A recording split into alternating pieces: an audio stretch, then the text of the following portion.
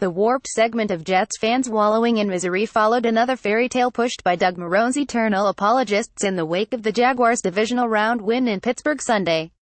Somehow, a cool moment for the Jaguars morphed into more what-if nonsense from illogical folks refusing to live in the real world. First and foremost, Marrone has done a quality job leading Jacksonville back to the AFC Championship game for the first time since 1999. He deserves credit for the Jaguars' turnaround 10-win regular season, much like Todd Bowles deserved credit for accomplishing the same feat in 2015. Alas, the AFC East has one massive obstacle missing in the cupcake AFC South. Regardless, it's patently absurd for Jets faithful to draw conclusions about their own team from the Jaguars' success. Marrone's roster is loaded with game-changers, including 4 defensive Pro Bowlers and another second-team All-Pro who was snubbed for the All-Star game. He has a difference-making rookie running back who just shredded the Steelers for 3 touchdowns. It's disingenuous to suggest that Marrone would have produced the same results with the talent-efficient Jets, unless, of course, he could bring Jalen Ramsey, A.J. Bowie, Calais Campbell, Malik Jackson, Telvin Smith and Leonard Fournette with him. Heck, at this point, the Jets would take defensive lineman Yannick Ngakoue, whose 12 sacks didn't earn him any awards this season. Alas, NFL rules prohibit such roster pilfering. Here's the reality: Marrone's success in Jacksonville this year and self-inflicted mess in Buffalo 3 years ago aren't mutually exclusive. Marrone was an ornery, thin-skinned, belittling presence with the Bills, according to many people in the organization, but it's good to see that he's learned from past missteps. Perhaps he was humbled during his 2 years as a position coach in Jacksonville. Perhaps he realized that quitting on his players and informing them via mass text after his agent leaked the news to the media wasn't the proper way to navigate the situation in Western New York. Perhaps he could have handled many things differently to not draw the ire of his players, coworkers and a loyal fan base.